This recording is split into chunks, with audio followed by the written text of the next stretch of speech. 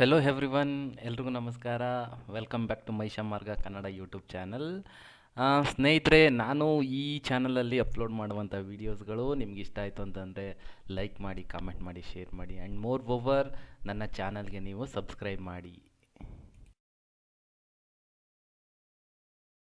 By the way, I am Nagarajamurthy PN, Assistant Professor, Department of English, Government First Grade College, Virajpet, Kodagu.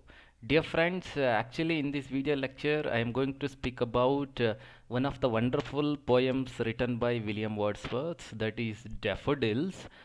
ಸ್ನೇಹಿತರೆ, ನಾನು ಈ ಕ್ಲಾಸಲ್ಲಿ William Wordsworth ಅವರು ಬರೆದಿರ್ತಕ್ಕಂಥ ಅತ್ಯದ್ಭುತ ಕವನಗಳಲ್ಲಿ, ಪದ್ಯಗಳಲ್ಲಿ ಒಂದಾದಂತಹ daffodils ಎನ್ನುವ ಪದ್ಯದ ಬಗ್ಗೆ ನಾನು ಮಾತಾಡೋಕ್ಕೆ ಹೊರಟಿದ್ದೀನಿ. ಡಿಯರ್ ಫ್ರೆಂಡ್ಸ್, ಈ ಸ್ಲೈಡಲ್ಲಿ ಒಂದು ಫೋಟೋಗ್ರಾಫ್ ನೋಡ್ತಾ ಇದ್ದೀರಾ. ಇವ್ರು ಯಾರಪ್ಪ ಅಂತಂದರೆ ವಿಲಿಯಂ ವರ್ಡ್ಸ್ವರ್ತ್, ನಮ್ಮ ಈ ಡ್ಯಾಫೋಡಿಲ್ಸ್ ಪದ್ಯವನ್ನು ಬರೆದಿರ್ತಕ್ಕಂಥವ್ರು. ಇವ್ರನ್ನ ನಾವು we called him as the father of romanticism ಅಂತ ಕರಿತೀವಿ. ರೊಮ್ಯಾಂಟಿಕ್ ಯುಗದ ಪಿತಾಮಹ, ರೊಮ್ಯಾಂಟಿಕ್ ಯುಗದ ಫೋರ್ ರನ್ನರ್ ಅಂತ ಕೂಡ ಕರಿತೀವಿ. ಇವರು ಇಂಗ್ಲೆಂಡಲ್ಲಿ ರೊಮ್ಯಾಂಟಿಕ್ ಏಜನ್ನು ಶುರು ಮಾಡಲಿಕ್ಕೆ ತುಂಬ ಶ್ರಮಪಟ್ಟಂಥವ್ರು. And his contribution is very very important to the English literature. ಆಂಗ್ಲ ಸಾಹಿತ್ಯಕ್ಕೆ ಇವರ ಕೊಡುಗೆ ತುಂಬ ಅಪಾರವಾದಂಥದ್ದು. ನೋಡಿ, ತುಂಬ ಕವಿತೆಗಳ ಸಂಕಲನವನ್ನು ರಚನೆ ಮಾಡಿರ್ತಕ್ಕಂಥದ್ದು. ಅದರಲ್ಲಿ ಬಹಳ ಮುಖ್ಯವಾದ ಯಾವ ಅಂತಂದರೆ the lyrical ballads, the prelude, the excursion, ಇವುಗಳ ಜೊತೆಗೆ ಸಾನೆಟ್ಸ್ಗಳು, ಕೆಲವೊಂದು ಸಾನೆಟ್ಸ್ಗಳನ್ನೂ ಬರೆದಿದ್ದಾರೆ. ಮತ್ತು 2 ಕಲೆಕ್ಷನ್ಸ್ ಆಫ್ ಪೊಯಿಟ್ರನ್ನು ಕೂಡ ಅವರು ಪಬ್ಲಿಷ್ ಮಾಡಿದ್ದಾರೆ. ಮತ್ತು ಡಿಯರ್ ಫ್ರೆಂಡ್ಸ್, ನಾನು ರೊಮ್ಯಾಂಟಿಸಿಸಮ್ ಅಂತ ಒಂದು ಸಪ್ರೇಟ್ ವಿಡಿಯೋ ಮಾಡ್ತಿದ್ದೀನಿ. ಆ ವಿಡಿಯೋದಲ್ಲಿ ವಿಲಿಯಂ ವರ್ಡ್ಸ್ ಬಗ್ಗೆ ಮತ್ತು ಅವ್ರ ಕಾಂಟ್ರಿಬ್ಯೂಷನ್ ಬಗ್ಗೆ ಇನ್ ಡೀಟೇಲಾಗಿ ಚರ್ಚೆ ಮಾಡೋಣ. Before starting the poem, kindly let me to read the poem. Dear friends, I wandered lonely as a cloud that floats on high over vales and hills, when all at once I saw a crowd, a host of golden daffodils, beside the lake, beneath the trees, fluttering and dancing in the breeze. Continuous as the stars that shine and twinkle on the Milky Way, they stretched in never-ending line along the margin of a bay. 10,000 saw I at a glance, tossing their heads in sprightly dance. The waves beside them danced, but they outdid the sparkling waves in glee. A poet could not but be gay in such a jocund company.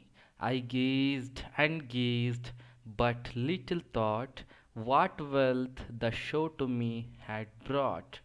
For oft, when on my couch I lie, in vacant or in pensive mood, they flash upon that inward high, which is the bliss of solitude, and then my heart with pleasure fills and dances with the daffodils.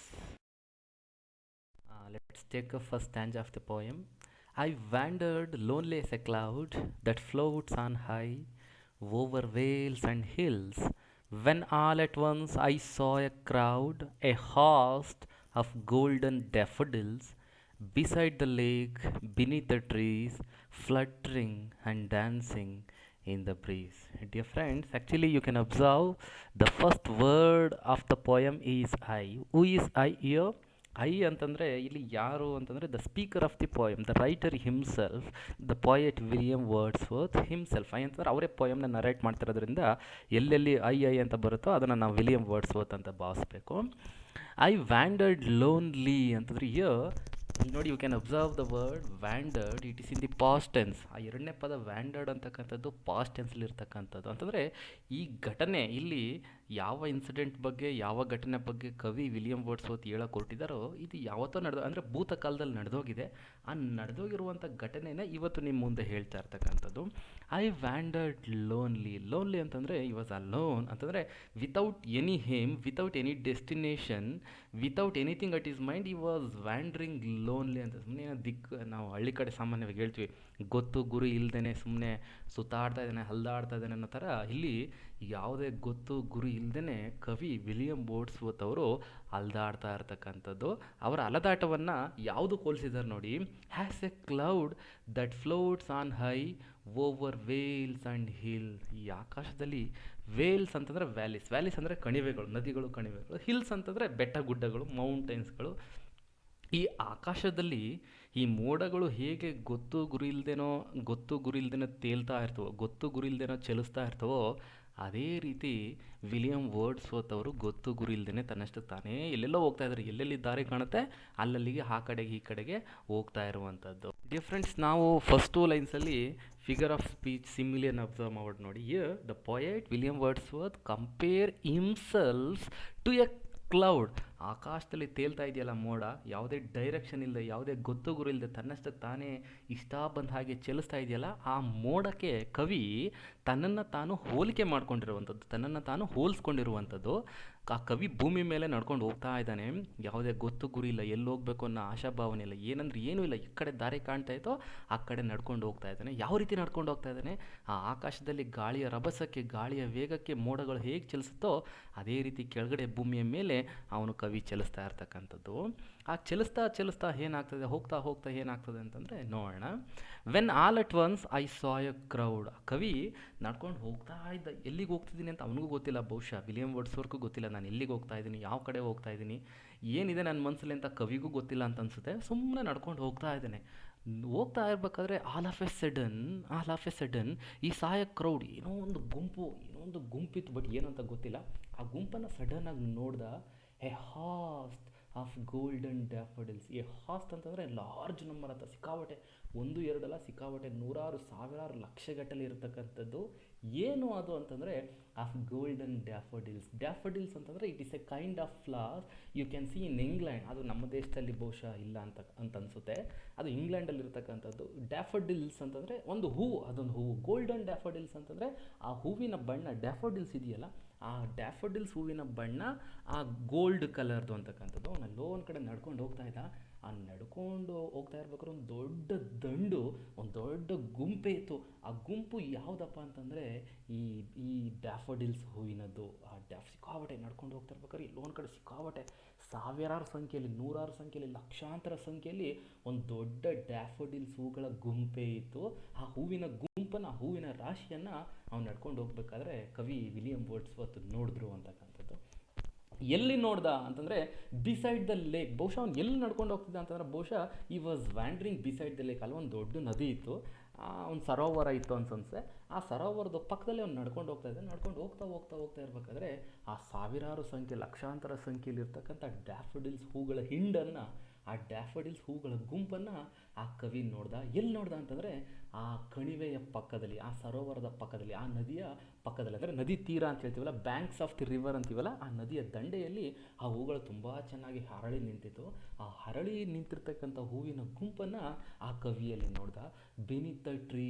ಸಾಮಾನ್ಯವಾಗಿ ನಾವು ನೋಡಿರ್ತೀವಿ ಈ ನದಿಯ ದಂಡೆಯಲ್ಲಿ ಅಥವಾ ಒಂದು ಕಾಲುವೆ ದಂಡೆಯಲ್ಲಿ, ಸರೋವರಗಳ ದಂಡೆಯಲ್ಲಿ, ಆ ಕಡೆ ಈ ಕಡೆ ನೀರಿನ ಸೆಲೆ ತುಂಬ ಚೆನ್ನಾಗಿರುತ್ತಲ್ಲ, ಬಹುಶಃ ಮರಗಳು ತುಂಬ ಬೆಳೆದಿತ್ತು.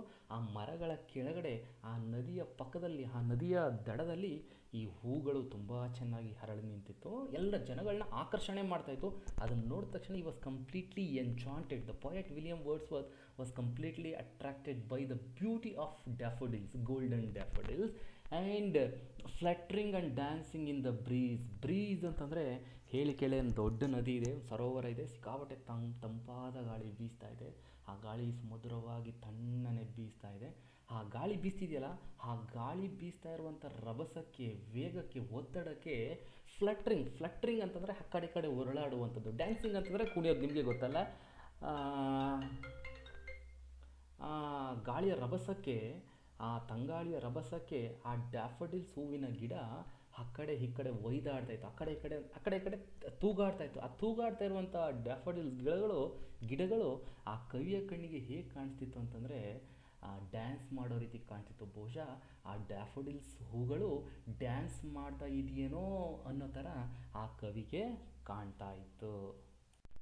ಡಿಯರ್ ಫ್ರೆಂಡ್ಸ್, ಮೊದಲನೇ ಸ್ಟ್ಯಾನ್ಜಸಲ್ಲಿ ಕವಿ ವಿಲಿಯಂ ವರ್ಡ್ಸ್ವರ್ತ್ ಏನು ಹೇಳಕ್ಕೆ ಹೊರಟಿದ್ದಾನೆ ಅಂತಂದರೆ ಬಹುಶಃ ಅವನು ತುಂಬ ಈ was so unhappy. I think ಬಹುಶಃ ತುಂಬ ದುಃಖದಿಂದ ಕೂಡಿದ್ದ ಅಂತ ಅನಿಸುತ್ತೆ. ಮನಸ್ಸು ತುಂಬ ಭಾರವಾಗಿತ್ತು ಅಂತ ಅನಿಸುತ್ತೆ. ಬಹುಶಃ ಅದನ್ನು ಕಳೀಲಿಕ್ಕೆ, ಅದನ್ನು ಕಡಿಮೆ ಮಾಡ್ಕೊಡ್ಲಿಕ್ಕೆ ಬಹುಶಃ ಎಲ್ಲೋ ಒಂದು ಕಡೆ ನಡ್ಕೊ ಹೋಗ್ತಿದ್ದ, ಪ್ರಕೃತಿ ಒಳಗಡೆ ಆ ಕಾಡಿನ ಮಧ್ಯೆ ಎಲ್ಲೋ ಒಂದು ಕಡೆ ನಡ್ಕೊಂಡು ಹೋಗ್ತಿದ್ದ. ಆ ನಡ್ಕೊಂಡು ಹೋಗ್ತಿರ್ಬೇಕಾದ್ರೆ ಯಾವಾಗ ಆ ಆ ಡ್ಯಾಫೋಡಿಲ್ಸ್ ಹೂಗಳ ಸೌಂದರ್ಯವನ್ನು ನೋಡಿದ್ನೋ, ಡ್ಯಾಫೋಡಿಲ್ಸ್ಗಳು ಡ್ಯಾನ್ಸ್ ಮಾಡ್ತಾರನ್ನು ನೋಡಿದ್ನೋ, ಬಹುಶಃ ಸ್ವಲ್ಪ ಮಟ್ಟಿಗೆ ಈ ಫಗಾಟ್ ಈ ಪೇಯ್ನ್ಸ್, ಅವನ ಮನಸ್ಸಲ್ಲಿ ಏನಿತ್ತು ನೋವು, ಅದನ್ನು ಸ್ವಲ್ಪ ಮಟ್ಟಿಗೆ ಮರೆತ ಅಂತ ನಾವಿಲ್ಲಿ ಹೇಳ್ಬೋದು. Second stanza of the poem. Continuous as the stars that shine and twinkle on the Milky Way, they stretched in never-ending line along the margin of a bay.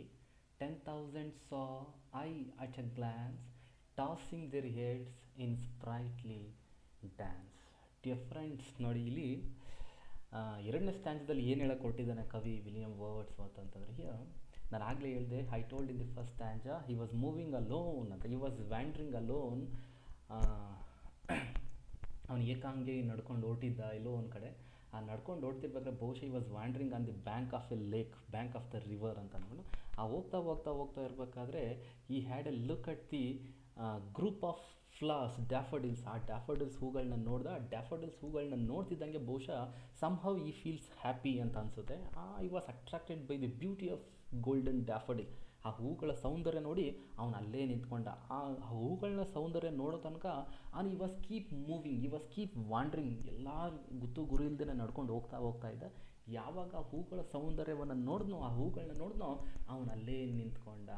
Here the second stanza continues as the stars that shine and twinkle on the Milky Way. Continues ಅಂತಂದರೆ ಆ ಎಲ್ಲಿ ತನಕ ನೋಡಿದ್ರೂ ಆ ಸಿಕ್ಕಾಪಟ್ಟೆ ಕಾಣ್ತಾನೆ ಇದೆ. ಅವನ ಕಣ್ಣು ದೃಷ್ಟಿ ಎಲ್ಲಿ ತನಕ ಇದೆ, ಅವನ ಕಣ್ಣು ದೃಷ್ಟಿ ಎಷ್ಟು ಮೀಟ್ರ್, ಎಷ್ಟು ಕಿಲೋಮೀಟ್ರ್ ತನಕ ಅವನ ದೃಷ್ಟಿ ನೋಡ್ಬೋದು ಅಂತ ಅನ್ಸುತ್ತೋ ಅಲ್ಲಿ ತನಕನೂ ನೋಡ್ತಾ ಇದ್ದಾನೆ. ಅಲ್ಲಿ ತನಕನೂ ಕಂಟಿನ್ಯೂಸ್ ಆಗಿ ಆ ಡ್ಯಾಫೋಡಿಲ್ಸ್ ಫ್ಲವರ್ಗಳೇ ಕಾಣ್ತಾ ಇರುವಂಥದ್ದು. ಅದು ಯಾವ ರೀತಿ ಕಾಣ್ತಿದೆ ಅಂತಂದರೆ, again figures of speech use ಮಾಡಿದ್ದಾನೆ ನೋಡಿ. Continues as the stars that shine and twinkle on the Milky Way. Milky Way ಅಂತಂದರೆ ಇಟ್ಸ್ ಎ ಗ್ಯಾಲಕ್ಸಿ, ಅಂದರೆ ಸ್ಕೈ. ಈ ಸ್ಟಾರ್ಸ್ ಅಂದರೆ ಈ ಆಕಾಶದಲ್ಲಿ ನಾವು ರಾತ್ರಿ ಹೊತ್ತು ನೋಡ್ತೀವಲ್ಲ, ಈ ನಕ್ಷತ್ರಗಳನ್ನ ವಿ ಕ್ಯಾನಾಟ್ ಕೌಂಟ್ ಇಟ್. ಅದನ್ನ ನಾವು ಎಣ್ಸೋಕ್ಕಾಗಲ್ಲ, ಅದನ್ನ ಕೌಂಟ್ ಮಾಡೋಕ್ಕಾಗಲ್ಲ. ನಾವು ಎಲ್ಲಿ ತನಕ ನೋಡ್ತಾ ಇರ್ತೀವಿ, ನಮ್ಮ ದೃಷ್ಟಿ ಎಲ್ಲಿ ತನಕ ನೋಡ್ತೀವಿ ಅಲ್ಲಿ ತನಕ ಆ ನಕ್ಷತ್ರಗಳು ಕಾಣ್ತಾನೆ ಇರುತ್ತೆ. ಅಲ್ಲಿ ತನಕ they are shining, they are twinkling. Twinkling ಅಂತಂದರೆ ಪಳಪಳ ಅಂತ ಹೊಳೆಯುವಂಥದ್ದು. ನಾವು ಆಕಾಶ ಎಷ್ಟು ಅಗಲ ಇದೆ, ಎಷ್ಟು ವಿಸ್ತೀರ್ಣ ಹೊಂದಿದೆ, ಅಷ್ಟು ವಿಸ್ತೀರ್ಣದ ಉದ್ದಗಲಕ್ಕೂ ಆ ನಕ್ಷತ್ರಗಳು ಇರುವಂಥದ್ದು. ಆ ನಕ್ಷತ್ರಗಳು ಪಳಪಳ ಅಂತ ಮಿನುಗ್ತಾ ಹೊಳೆಯುತ್ತಾ ಇರ್ತಕ್ಕಂಥದ್ದು. ಅದೇ ರೀತಿ ಅವನು ಎಲ್ಲೋ ಒಂದು ಕಡೆ ನಿಂತ್ಕೊಂಡು ನೋಡ್ತಾ ಇದ್ದಾನೆ. ಆ ಬ್ಯಾಂಕ್ ಇದೆಯಲ್ಲ, ಆ ರಿವರ್ ಆಫ್ ದಿ ಬ್ಯಾಂಕ್ ಇದೆಯಲ್ಲ, ನದಿಯ ದಂಡೆ ಇದೆಯಲ್ಲ, ಆ ನದಿಯ ದಂಡೆ ಉದ್ದಕ್ಕೂ ಆ ಡ್ಯಾಫೋಡಿಲ್ಸ್ ಫ್ಲವರ್ಗಳು ಕಂಟಿನ್ಯೂಸ್ ಆಗಿ ಬೆಳ್ಕೊಂಡು ಹೋಗಿರುವಂಥದ್ದು. ಎಲ್ಲಿ ತನಕ ನೋಡಿದ್ರು ಆ ಡ್ಯಾಫೋಡಿಲ್ಸ್ ಮುಗಿತಾನೆ ಇಲ್ಲ. ಅಯ್ಯೋ ಇಲ್ಲಿ ಕ್ಲೋಸ್ ಆಗಿದೆ ಅಥವಾ ಇಲ್ಲಿ ಮುಗಿದೋಗಿದೆ, ಇಷ್ಟೇ ಬೆಳೆದಿರೋದು ಅಂತ ಅನ್ನಿಸ್ತಾನೆ ಇಲ್ಲ. ಅವ್ನು ಎಲ್ಲಿ ತನಕ ನೋಡ್ತಾ ಇದ್ದಾನೋ ಅಲ್ಲಿ ತನಕ ಕಂಟಿನ್ಯೂಸ್ ಆಗಿ ಆ ಡ್ಯಾಫೋಡಿಲ್ಸ್ ಹೂಗಳೇ ಆ ಕವಿಯ ಕಣ್ಣಿಗೆ ಕಾಣ್ತಾ ಇರ್ತಕ್ಕಂಥದ್ದು. ಆಕಾಶದಲ್ಲಿ ನಕ್ಷತ್ರಗಳು ಹೇಗೆ ಕಾಣ್ತಾವೋ, ನಕ್ಷತ್ರಗಳು ಹೇಗೆ ಮಿನುಗ್ತವೋ ಆ ಆಕಾಶದಲ್ಲಿ, ಆ ಗ್ಯಾಲಕ್ಸಿಯಲ್ಲಿ, ಅದೇ ರೀತಿ ಆ ನದಿಯ ದಂಡೆಯಲ್ಲಿ ಆ ಡ್ಯಾಫೋಡಿಲ್ಸ್ ಹೂಗಳು ನಕ್ಷತ್ರಗಳ ಹಾಗೆ ಮಿನುಗ್ತಾ ಇದೆ, ನಕ್ಷತ್ರಗಳ ಹಾಗೆ ಶೈನ್ ಆಗ್ತಾ ಇದೆ. ಬಹುಶಃ ಈ was attracted by the beauty of the flower. They stretched in never ending line. Never ending line ಅಂತಂದರೆ ಆ ನದಿ ತೀರ ಇದೆಯಲ್ಲ, the banks of the river ಇದೆಯಲ್ಲ, ಆ ನದಿಯ 2 ದಂಡೆಗಳಿದೆಯಾ, ಆ ನದಿ ಎಲ್ಲಿ ತನಕ ಹರ್ಕೊಂಡು ಹೋಗಿದೆಯೋ, ಎಷ್ಟು ಕಿಲೋಮೀಟ್ರ್ ತನಕ ಹರ್ಕೊಂಡು ಹೋಗ್ತಾ ಇದೆಯೋ ನದಿ, ಅಷ್ಟು ಕಿಲೋಮೀಟ್ರ್ ತನಕ ಅದರ ದಂಡೆ ಇರುವಂಥದ್ದು, ಅದರ ಬ್ಯಾಂಕ್ಸ್ ಇರುವಂಥದ್ದು. ಅಷ್ಟು ಕಿಲೋಮೀಟ್ರ್ ತನಕನೂ, ಅಷ್ಟು ದೂರದ ತನಕನೂ ಈ ಹೂಗಳು, ಡ್ಯಾಫೋಡಿಲ್ಸ್ ಹೂಗಳು ಬೆಳೆದಿರ್ತಕ್ಕಂಥದ್ದು. It is never ending line. ಸಿಕ್ಕಾಪಟ್ಟೆ ಎಷ್ಟೋ ಕಿಲೋಮೀಟ್ರ್ ಗಟ್ಟಲೆ ಆ ಹೂಗಳು ಆ ನದಿಯ ದಂಡೆಯಲ್ಲಿ ಬೆಳೆದಿರ್ತಕ್ಕಂಥದ್ದು, ಹರಳಿ ನಿಂತಿರ್ತಕ್ಕಂಥದ್ದು.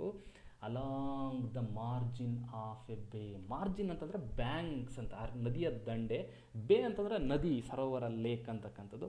ಆ ನದಿಯ ದಂಡೆ ಎಲ್ಲಿ ತನಕ ಹೋಗಿದೆ, ಎಷ್ಟು ದೂರದ ತನಕ ಹೋಗಿದೆ, ಅಷ್ಟು ದೂರದ ತನಕವೂ ಆ ನದಿಯ ದಂಡೆಯ ಮೇಲೆ ಈ ಡ್ಯಾಫೋಡಿಲ್ಸ್ ಫ್ಲವರ್ಗಳು ಬೆಳೆದಿರುವಂಥದ್ದು, ಆ ಡ್ಯಾಫೋಡಿಲ್ಸ್ ಹೂಗಳು ಹರಳಿರ್ತಕ್ಕಂಥದ್ದು, ಅದು ಪಳಪಳ ಅಂತ ಮಿನುಗ್ತಾ ಇರ್ತಕ್ಕಂಥದ್ದನ್ನು ನಾವಿಲ್ಲಿ ನೋಡ್ಬೋದು.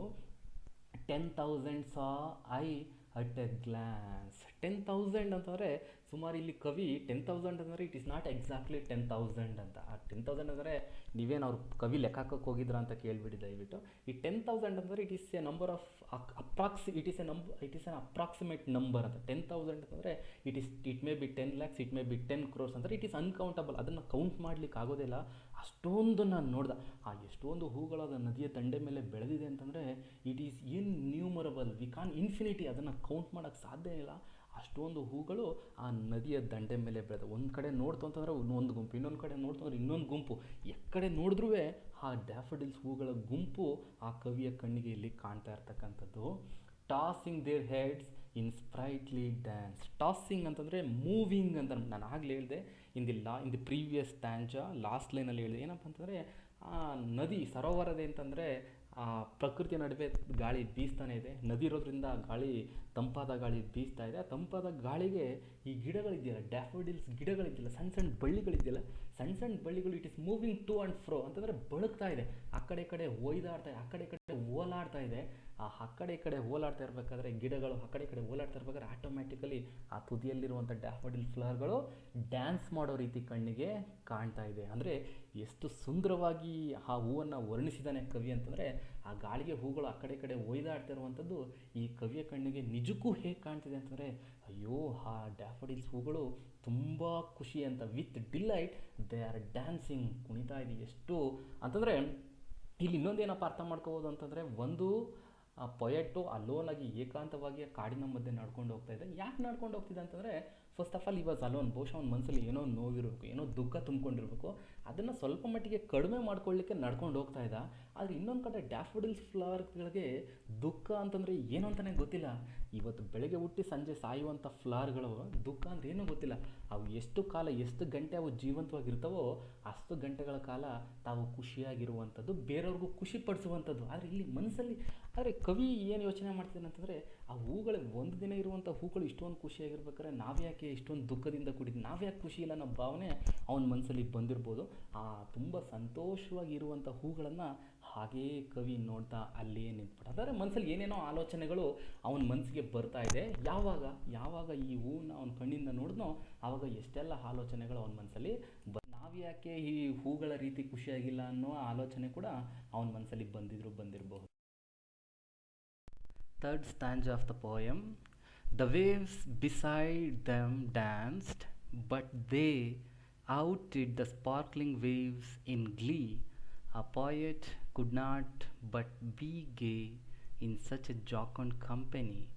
I gazed and gazed, but little thought what wealth the show to me had brought. Dear friends, ನೋಡೋಣ ನಮ್ಮ ಕವಿ ವಿಲಿಯಂ ವರ್ಡ್ಸ್ವರ್ತ್ ಅವರು ಥರ್ಡ್ ಸ್ಟ್ಯಾಂಜದಲ್ಲಿ ಏನು ಹೇಳಕ್ಕೆ ಹೊರಟಿದ್ದಾರೆ ಅಂತ ಅಂದ್ಕೊಂಡು. I already told you that he was walking beside the bank of the lake. ಯಾವುದೋ ಒಂದು ನದಿಯ ದಂಡೆ ಮೇಲೆ ನಡ್ಕೊಂಡು ಹೋಗ್ತಾ ಇದ್ದಂತ ನಾನು ಆಗಲೇ ಹೇಳಿದೆ ಇನ್ ದಿ ಪ್ರೀವಿಯಸ್ ಸ್ಟ್ಯಾಂಜಸ್. ಆ ನದಿ ಇದೆಯಲ್ಲ, ಆ ನದಿಯಲ್ಲಿ ಈ ನೀರಿರ್ಬೇಕಾದ್ರೆ ವೇವ್ಸ್ ಬರುತ್ತೆ, ಸಣ್ಣ ಸಣ್ಣ ಅಲೆಗಳು ಬರುತ್ತೆ, ನೀವೆಲ್ಲ ನೋಡಿರ್ತೀರಿಂದ ಅಂದ್ಕೊಂಡಿದ್ದೀನಿ. ಆ ನದಿಯಲ್ಲಿ ಆ ಸರೋವರದಲ್ಲಿ ಅಲೆಗಳು ಬರ್ತಾ ಇದೆ. ಎಲ್ಲಿ? ಆ ಸರೋವರದಲ್ಲಿ. ಆ ಸರೋವರದ ದಂಡೆಯ ಮೇಲೆ, ನದಿಯ ದಂಡೆಯ ಮೇಲೆ ಆ ಡ್ಯಾಫಡಿಲ್ಸ್ ಹೂಗಳು ಹರಳಿ ನಿಂತಿರ್ತಕ್ಕಂಥದ್ದು. The waves beside them dance. ಆ ನದಿಯ ದಂಡೆ ಮೇಲೆ ಆ ಹೂಗಳು ಆ ತಂಗಾಳಿಯ ಒತ್ತಡಕ್ಕೆ ಸಿಲುಕಿ ಆ ಕಡೆ ಹೊರಳಾಡ್ತಾ ಇದೆ, ಡ್ಯಾನ್ಸ್ ಮಾಡ್ತಾ ಇದೆ.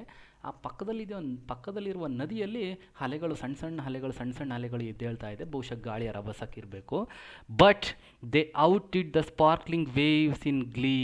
ದೇ ಅಂತಂದರೆ ದ ಡ್ಯಾಫೋಡಿಲ್ ಫ್ಲವರ್ಸ್, ಆ ಹೂಗಳು ಔಟ್ಡಿಡ್ ಅಂತಂದರೆ ಡಿಫೀಟೆಡ್ ಅಂತಕ್ಕಂಥದ್ದು, ಸೋಲಿಸ್ತಕ್ಕಂಥದ್ದು. ಆ ಹೂಗಳು ಸೋಲಿಸ್ಬಿಟ್ವು. The sparkling waves in glee. ಆ ನದಿಯಲ್ಲಿ ಆ ಸಣ್ಣ ಅಲೆಗಳು ಬರ್ತಾ ಇತ್ತಲ್ಲ, ಆ ಅಲೆಗಳನ್ನು ಈ ಹೂವಿನ ಸೌಂದರ್ಯ ನಿಜಕ್ಕೂ ಸೋಲಿಸ್ಬಿಡ್ತು. ಬಹುಶಃ ಇಲ್ಲಿ ಆ ನದಿಯ ಅಲೆಗಳು ಒಂದು ಕಡೆ, ಇನ್ನೊಂದು ಕಡೆ ಈ ಹೂವಿನ ಸೌಂದರ್ಯ, ಎರಡರಲ್ಲಿ ಯಾವುದು ತುಂಬ ಚೆನ್ನಾಗಿ ನೋಡಲಿಕ್ಕೆ ಕಾಣಿಸುತ್ತೆ ಅಂತಂದರೆ ಬಹುಶಃ ಈ ಹೂವಿನ ಸೌಂದರ್ಯನೇ ಇರಬೇಕು. ಆ ಎರಡನ್ನೂ ನಾವು ಕವಿ ನಿಂತ್ಕೊಂಡು ನೋಡ್ತಿದ್ದಾನೆ.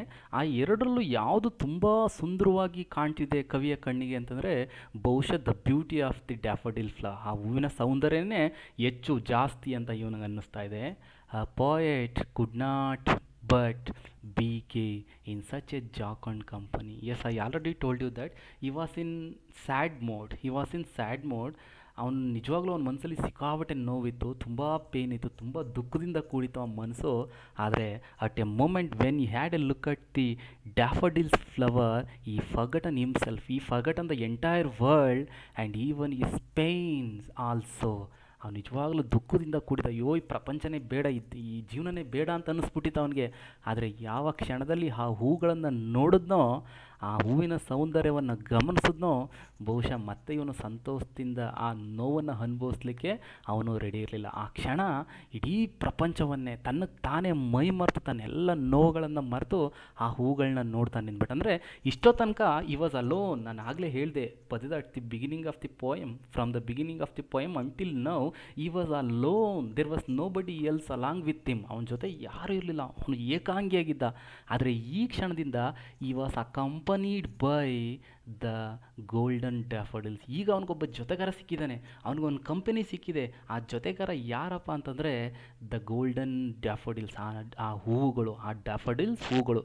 ಯಾವಾಗ ಆ ಹೂವಿನ ಸೌಂದರ್ಯವನ್ನು ನೋಡಿದ್ನೋ, ತನ್ನಷ್ಟಕ್ಕೆ ತನ್ನನ್ನೇ ಮರ್ತ್ಬಿಟ್ಟ, ಇಡೀ ತನ್ನ ಪ್ರಪಂಚನೇ ಮರ್ತ್ಬಿಟ್ಟ, ತನ್ನ ನೋವು ದುಃಖ ದುಮ್ಮಾನಗಳೆಲ್ಲನೂ ಮರ್ತ್ಬಿಟ್ಟು ಆ ಹೂವಿನ ಸೌಂದರ್ಯದಲ್ಲಿ ಸಂಪೂರ್ಣವಾಗಿ ಮುಳುಗೋದ. ಅಂತಂದರೆ ಆ ಹೂವಿನ ಸೌಂದರ್ಯದ ಮುಂದೆ, ಆ ಪ್ರಕೃತಿಯ ಸೌಂದರ್ಯದ ಮುಂದೆ ಇವನ ನೋವುಗಳಿಗೆ, ಇವನ ದುಃಖಗಳಿಗೆ, ಇವನ ದುಮ್ಮಾನಗಳಿಗೆ ಒಂದು ಎಳ್ಳಷ್ಟು ಬೆಲೆ ಇಲ್ಲ. ಅಂತಂದರೆ ಸಂಪೂರ್ಣವಾಗಿ ಮರ್ತೋಗ್ಬಿಟ್ಟ. ಆ ಸಂತೋಷದ ಮುಂದೆ, ಸೌಂದರ್ಯದ ಮುಂದೆ ಇವನ ನೋವು ಏನೇನು ಅಲ್ವೇ ಇಲ್ಲ. ಹಾಗಾಗಿ ಅವುಗಳನ್ನ ಸಂಪೂರ್ಣವಾಗಿ ಮರ್ತುಬಿಟ್ಟ ಇವನು. ಐ ಗೇಸ್ಡ್ ಆ್ಯಂಡ್ ಗೇ. ಯಾವಾಗ ಆ ಸೌಂದರ್ಯ, ಆ ಹೂವಿನ ಸೌಂದರ್ಯವನ್ನು ಆಕರ್ಷಣೆ ಮಾಡ್ತೋ, when you was enchanted by the beauty of the flower, when you was attracted by the beauty of the flower, you was keep on gazing at the flowers. ಅದನ್ನು ತನ್ನಷ್ಟು ತಾನೇ ನೋಡ್ತಾ ನಿಂತಿದೆ. ಅಂದರೆ ಬೇರೆ ಕಡೆ ತನ್ನ ದೃಷ್ಟಿನ ತಗೊಳ್ತಾನೆ ಇಲ್ಲ, ಬೇರೆ ಕಡೆ ತನ್ನ ದೃಷ್ಟಿನ ಹಾಯಿಸ್ತಾನೆ ಇಲ್ಲ. ಬಿಟ್ಟಂಗೆ ನೋಡೋದು ಅಂತಾರಲ್ಲ, ದೃಷ್ಟಿ ಇಟ್ಕೊಂಡು ನೋಡೋದು ಅಂತಾರಲ್ಲ, ಅದೇ ರೀತಿ ಆ ಸೌಂದರ್ಯವನ್ನು ದೃಷ್ಟಿ ಇಟ್ಟು ನೋಡ್ತಾ ಇದ್ದಾನೆ. ತನ್ನ ದೃಷ್ಟಿ ಬೇರೆ ಕಡೆ ಹೋಗಲೇ ಇಲ್ಲ. I gazed and gazed but little thought what wealth the show to me had brought. ಅವನು ಯೋಚನೆ ಮಾಡ್ತಿದ್ದಾನೆ. ಏನು ಯೋಚನೆ? ಆ ಹೂಗಳನ್ನ ನೋಡ್ತಿರ್ಬೇಕಾದ್ರೆ, ಆ ಹೂವಿನ ಸೌಂದರ್ಯವನ್ನು ಆಹ್ಲಾದಿಸ್ತಿರ್ಬೇಕಾದ್ರೆ, ಎಂಜಾಯ್ ಮಾಡ್ತಿರ್ಬೇಕಾದ್ರೆ, a little thought entered into his mind. ಆ ಕವಿಯ ಮನಸ್ಸಿಗೆ ಒಂದು ಸಣ್ಣ ಆಲೋಚನೆ ಬಂತು. ಆ ಆಲೋಚನೆ ಏನಪ್ಪ ಅಂತಂದರೆ, ಬಹುಶಃ the beauty of daffodils, the beauty of golden daffodils will be the source of happiness, will be the source of inspiration in the days to come. ಬಹುಶಃ ಇಲ್ಲಿ ತನಕ ನನಗೆ ಯಾರು ಸ್ಫೂರ್ತಿ ಕೊಡೋರೇ ಇರಲಿಲ್ಲ, ಸಂತೋಷ ಅನ್ನೋದು ನನ್ನ ಜೀವನದಲ್ಲಿ ಇರಲೇ ಇಲ್ಲ. ಬಹುಶಃ ಈ ಕ್ಷಣದಿಂದ ಆಚೆಗೆ, ಇವತ್ತಿಂದ ಆಚೆಗೆ ನನ್ನ ಸೋರ್ಸ್ ಆಫ್ ಇನ್ಸ್ಪಿರೇಷನ್, ನನ್ನ ಸೋರ್ಸ್ ಆಫ್ ಹ್ಯಾಪಿನೆಸ್ ಏನಪ್ಪ ಅಂತಂದರೆ, that is one and only daffodils, the beauty of the daffodils ಅಂತ ಅವನಿಗೆ ಅನ್ನಿಸ್ತದೆ. ಅಂದರೆ ಇಲ್ಲಿ ತನಕ ಜೀವನನೇ ಬೇಡ, ಆಕಾಶನೇ ತಲೆ ಮೇಲೆ ಬಿದ್ದೋಗಿತ್ತು, ಇನ್ನು ಮುಂದೆ there is no way at all, there is no life at all, ನನಗೆ ಜೀವನನೇ ಇಲ್ಲ, ಭವಿಷ್ಯನೇ ಇಲ್ಲ ಅಂತ ಅಂದ್ಕೊಂಡಿದ್ದ. ಆದರೆ ಯಾವ ಕ್ಷಣದಿಂದ ಈ ಹೂವನ್ನು ನೋಡಿದ್ನೋ, ಅದ್ರ ಸೌಂದರ್ಯನ ನೋಡಿದ್ನೋ, ಅವನು ಅನಿಸ್ಕೋತಾ ಇದ್ದಾನೆ, ನಿಜವಾಗ್ಲೂ ಈ ಹೂ ನನಗೆ ಸ್ಫೂರ್ತಿಯ ಸೆಲೆ, ನನ್ನ ಸಂತೋಷದ ಸೆಲೆ. ಮುಂದಿನ ದಿನಗಳಲ್ಲಿ ನಾನು ನಿಜವಾಗ್ಲೂ ಏನಾದರೂ ಸಾಧನೆ ಮಾಡ್ತೀನಿ ಅಂದರೆ, ಮುಂದಿನ ದಿನಗಳಲ್ಲಿ ನಾನು ತುಂಬ ಖುಷಿಯಾಗಿರ್ತೀನಿ ಅಂತಂದರೆ, ಅದಕ್ಕೆ ಕಾರಣ ಈ ಡ್ಯಾಫಡಿಲ್ಸ್ ಫ್ಲವರ್ ಅಂತ ಅನಿಸ್ತು. ಅಂದರೆ ಈ ಡ್ಯಾಫಡಿಲ್ಸ್ ಹೂಗಳನ್ನ ನೋಡೋ ತನಕ ಈ ವಾಸ್ ಲಾಸ್ಟ್, ಎಲ್ಲನೂ ಕಳ್ಕೊಬಿಟ್ಟಿದ್ದ, ನನ್ನವರು ಯಾರೂ ಇಲ್ಲ ಅಂತ ಅಂದ್ಕೊಬಿಟ್ಟಿದ್ದ. ಆದರೆ ಯಾವಾಗ ಈ ಹೂವಿನ ಸೌಂದರ್ಯವನ್ನು ನೋಡಿದ್ನೋ, ಈ ಹೂಗಳು ಇವನ ಜೀವನದಲ್ಲಿ ಬಂದವೋ, ಈ ಗಾಟ್ ಎವ್ರಿಥಿಂಗ್, ಎಲ್ಲವನ್ನೂ ಪಡ್ಕೊಂಡ, ಏನೆಲ್ಲ ಕಳ್ಕೊಂಡಿದ್ನೋ ಅದೆಲ್ಲ ಮತ್ತೆ ರೀಗೇನ್ ಆಯಿತು ಅಂತ ಅಂದ್ಬಿಟ್ಟು ಕವಿ ಇಲ್ಲಿ ಫೀಲ್ ಮಾಡ್ತಾ ಇರ್ತಕ್ಕಂಥದ್ದು. The last stanza of the poem daffodils. For oft when on my couch I lie, in vacant or in pensive mood, they flash upon that inward eye, which is the bliss of solitude, and then my heart with pleasure fills and dances with the daffodils. Dear friends, ಇಲ್ಲಿ ತುಂಬ the last stanza of the poem plays very significant role in this poem. ಇಲ್ಲಿ ನೋಡಿ, ಈ ಕೊನೆ ಪದ್ಯ ಇದೆಯಲ್ಲ, ಈ ಕೊನೆ ಪದ್ಯ it refers the later days of William Wordsworth. ಈ ಕಳೆದ ದ ಪ್ರೀವಿಯಸ್ 3 ಸ್ಟ್ಯಾನ್ಸಸ್ ಏನಿತ್ತು, ಅದು ಅಲ್ಲೇ on spot, in front of the daffodils, before the daffodils, ಆ ಹೂಗಳನ್ನ ನೋಡಿದ ತಕ್ಷಣ ಆದಂಥ ರಿಯಾಕ್ಷನ್ನು. ಆದರೆ ಈ ಕೊನೆ ಸ್ಟ್ಯಾನ್ಸ ಇದೆಯಲ್ಲ, ಇದು ತುಂಬ ನಂತರದ ದಿನಗಳಲ್ಲಿ, ಅಂದರೆ ಮುಂದಿನ ಎಷ್ಟೋ ದಿನಗಳಾದ ನಂತರ ಅವನಿಗಾದಂಥ ಅನುಭವವನ್ನು ಈ ಕೊನೆ ಸ್ಟ್ಯಾನ್ಸದಲ್ಲಿ ಕವಿ ವಿಲಿಯಂ ವರ್ಡ್ಸ್ವರ್ತ್ ಹೇಳ್ಕೊಂಡಿರುವಂಥದ್ದು ನೋಡಿ. ಫರ್ ಆಫ್ಟ್ ಅಂತಂದರೆ ಆಫ್ಟನ್ ಅಂತ, ವೆರಿ ಆಫ್ಟನ್ ಅಂತಂದರೆ ಆಗಾಗ, ಅಂದರೆ ಯಾವಾಗೋ ಒಂದೊಂದು ಅಪರೂಪಕ್ಕೆ. For oft when on my couch I lie in vacant or in pensive mode.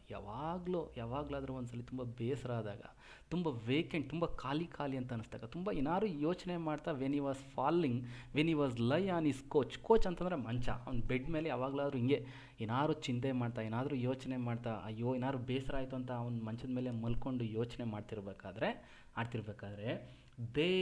They ಅಂತಂದರೆ ದ ಡ್ಯಾಫೋಡಿಲ್ ಫ್ಲಾಸ್, ದೇ ಅಂದರೆ daffodil flash flash upon that inward eye. ಅವನು ಏನಾದರೂ ಒಂದು ವಿಷಯದ ಬಗ್ಗೆ ಯೋಚನೆ ಮಾಡ್ತಾ ಮಲ್ಕೊಂಡ ಅಂದ್ಕೊಳ್ಳಿ, ಯಾವುದಾದ್ರು ವಿಷಯದ ಬಗ್ಗೆ ಯೋಚನೆ ಮಾಡ್ತಾ, ಅಯ್ಯೋ ಏನೋ ಬೇಸರ ಆಗ್ತಿದೆಯಲ್ಲ ಅಂತ ಅಂದ್ಬಿಟ್ಟು ಮಲ್ಕೊಂಡ ಮಂಚದ ಮೇಲೆ ಅಂತಂದರೆ, immediately the daffodils flash upon that inward eye. ಇದ್ದಕ್ಕಿದ್ದಂಗೆ ಅವನ ನೆನಪಿಗೆ ಬರುವಂಥದ್ದು, ಇದ್ದಕ್ಕಿದ್ದಂಗೆ ಅವನ ಇಮ್ಯಾಜಿನೇಷನ್ಗೆ ಬರುವಂಥದ್ದು ಏನಪ್ಪ ಅಂತಂದರೆ, that is one and only the beauty of daffodils ಅವನ ಮನಸ್ಸಿಗೆ ತತ್ಕ್ಷಣವಾಗಿ ಬರುವಂಥದ್ದು ಏನಪ್ಪ ಅಂತಂದರೆ ಆ ಡ್ಯಾಫೋಡಿಲ್ಸ್ ಫ್ಲವರ್ಗಳು, which is the bliss of solitude. Bliss ಅಂತಂದರೆ ಎಕ್ಸ್ಟ್ರೀಮ್ ಹ್ಯಾಪಿನೆಸ್, ಎಕ್ಸ್ಟ್ರೀಮ್ ಪ್ಲೆಷರ್ ಅಂತ. ನಿಜವಾಗ್ಲೂ at the moment when he remember the beauty of the daffodil flowers, he feels very happy, he feels very joy, he soul will be overjoyed. ಯಾವ ಕ್ಷಣ, ಯಾವ ಮೊಮೆಂಟಲ್ಲಿ ಆ daffodils ಫ್ಲವರ್ಗಳು ಇವನ ಮನಸ್ಸಿಗೆ ಬರುತ್ತೋ, ತನ್ನ ಕಲ್ಪನೆಗೆ ಬರುತ್ತೋ, ಅವನ ಕಣ್ಮುಂದೆ ಬರುತ್ತೋ, ಇದ್ದಕ್ಕಿದ್ದಂಗೆ ಅವನು ಎಷ್ಟೇ ಬೇಸರದಿಂದ ಕೂಡಿದ್ರೆ, ಎಷ್ಟೇ ಬೇಜಾರಾಗಿದ್ರೂ ಈ ಸೋಲ್ ಸ್ಟಾರ್ಟೆಡ್ ಟು ಡ್ಯಾನ್ಸ್. ನಿಜವಾಗ್ಲೂ ಆ ಹೂವಿನ ಸೌಂದರ್ಯವನ್ನು ನೋಡ್ತಾ ಅವನ ಮನಸ್ಸು ಕುಣಿಲಿಕ್ಕೆ, ಅಂದರೆ ಈ feels very happy, he feels over ಜೈಡ್, ತುಂಬ ಖುಷಿ ಆಗ್ಬಿಡುತ್ತೆ. ಆ ಹೂವನ್ನ ನೆನೆಸ್ಕೊಳ್ಳೋ ತನಕ ತುಂಬ ದುಃಖವಾಗಿದ್ದ, ಆದರೆ ಯಾವ ಕ್ಷಣ ಆ ಹೂವನ್ನ ನೆನಪು ಮಾಡ್ಕೋತಿದ್ದಂಗೆ ಏನೋ ಒಂಥರ ಸಂತೋಷ, ಏನೋ ಒಂಥರ ನೆಮ್ಮದಿ ಇವನ ಮನಸ್ಸಿಗೆ ಬರುವಂಥದ್ದು. ಸಾಲಿಟ್ಯೂಡ್ ಅಂತಂದರೆ ಏಕಾಂತತನ. ಅವನು ಒಬ್ಬನೇ ಇರಬೇಕಾದ್ರೆ, ಸಾಮಾನ್ಯವಾಗಿ ಯಾರೇ ಒಬ್ಬರೇ ಇತ್ತು ಅಂತಂದರೆ we feel bore. We feel bore. ಆ ಬೋರ್ ಆಗುವಂಥದ್ದು, ಬೇಸರ ಆಗುವಂಥದ್ದು, ಏನೇನೋ ಕೆಟ್ಟ ಆಲೋಚನೆಗಳೆಲ್ಲ ಬರುವಂಥದ್ದು. ಆದರೆ ಬಹುಶಃ ಕವಿಗೂ ಇದೇ ಆಗ್ತಾಯಿತ್ತು. ಆದರೆ ಯಾವ ಕ್ಷಣ ಆ ಹೂಗಳನ್ನ ನೆನಪು ಮಾಡ್ಕೋತಾನೋ, ಇವನ ಮನಸ್ಸಿಗೆ ಆ ಹೂವಿನ ನೆನಪುಗಳು ಬರ್ತಾವೋ, ಆ ಎಲ್ಲ ನೆಗೆಟಿವ್ ಥಾಟ್ಸ್ ಎಲ್ಲ ಹೋಗಿ, ಆ ಎಲ್ಲ ಬೇಸರ ಬೇಜಾರು ಎಲ್ಲ ಹೋಗಿ, ಆ ಸಂತೋಷ ಅಂತಕ್ಕಂಥದ್ದು ಅವನ ಮನಸ್ಸನ್ನು ತುಂಬಿಕೊಳ್ಳುತ್ತೆ. ಸಂತೋಷ ಅಂತಕ್ಕಂಥದ್ದು ಅವನ ಮನಸ್ಸನ್ನು, ಕವಿಯ ಮನಸ್ಸನ್ನು ಆವರಿಸ್ಕೊಳ್ಳುತ್ತೆ ಅಂತಕ್ಕಂಥದ್ದನ್ನು ಇಲ್ಲಿ ಕವಿ ಹೇಳ್ತಾ ಇರ್ತಕ್ಕಂಥದ್ದು. And then my heart with pleasure fills and dances with the daffodils. ಇದ್ದಕ್ಕಿದ್ದಂಗೆ ಯಾವಾಗ ಹೂಗಳನ್ನ ನೆನಪು ಮಾಡ್ಕೋತಾನ ಕವಿ, ಇವನು he feels overjoyed, he feels very rejoice, ತುಂಬ ಖುಷಿ ಅಂತ ಅನಿಸುತ್ತೆ. ಆ ಇದ್ದಕ್ಕಿದ್ದಂಗೆ the mind of the poet, the heart of the poet, the soul of the poet started to dance with the daffodils. ಆ ತಂಗಾಳಿಯ ರಭಸಕ್ಕೆ, ತಂಗಾಳಿಯ ಒತ್ತಡಕ್ಕೆ, ಆ ನದಿಯ ದಂಡೆ ಮೇಲೆ ಆ ಡ್ಯಾಫೋಡಿಲ್ ಫ್ಲವರ್ಗಳು ಹೇಗೆ ಡ್ಯಾನ್ಸ್ ಮಾಡ್ತಾಯಿತ್ತೋ, ಹೇಗೆ ಮೂವ್ ಆಗ್ತಾಯಿತ್ತು, ಹೇಗೆ ಆ ಕಡೆ ಓಡಾಡ್ತಾಯಿತ್ತೋ, ಅವುಗಳ ಜೊತೆ ಸೇರಿಕೊಂಡು ಆ ಕವಿಯ ಮನಸ್ಸು, ಕವಿಯ ಹೃದಯ, ಕವಿಯ ಮೈಂಡ್ ಕೂಡ ಅದ್ರ ಜೊತೆ ಸೇರಿಕೊಂಡು ಆ ಹೂಗಳು ಹೇಗೆ ಡ್ಯಾನ್ಸ್ ಮಾಡ್ತಾಯಿದ್ವೋ, ಅದೇ ರೀತಿ ಈ ಕವಿಯ ಮನಸ್ಸು ಕೂಡ ಆ ಹೂಗಳ ಜೊತೆ ಸೇರಿಕೊಂಡು ಡ್ಯಾನ್ಸ್ ಮಾಡ್ತಾ ಇರೋದು ಅಂತಂದರೆ ಈ ಫೀಲ್ಸ್ ಜಾಯ್, ಈ ಫೀಲ್ಸ್ ಓವರ್ ಜಾಯ್, ತುಂಬ ಖುಷಿಯಾಗಿರೋದು. ಅಂದರೆ ಅಲ್ಲಿ ತನಕ ಆ ಹೂ ಒಂದು ನಾವಿಲ್ಲಿ ಅರ್ಥ ಮಾಡ್ಕೋಬೇಕಾಗಿರೋದು ಏನಪ್ಪ ಅಂತಂದರೆ, ಆ ಹೂಗಳು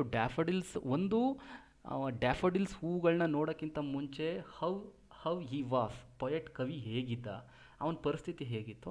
but after he had seen the flaws, ಆ ಹೂಗಳನ್ನ ನೋಡಿದ ನಂತರ ಕವಿ ಹೇಗಾದ ಮತ್ತು ಅವನ ಜೀವನ ಹೇಗೆ ಬದಲಾಯಿತು, ಅಂದರೆ ಎರಡು ಘಟನೆಗಳನ್ನ ನಾವಿಲ್ಲಿ ನೋಡಬೇಕು. ಆ ಹೂಗಳನ್ನ ನೋಡೋಕ್ಕಿಂತ ಮುಂಚೆ he was so sad, he was completely last.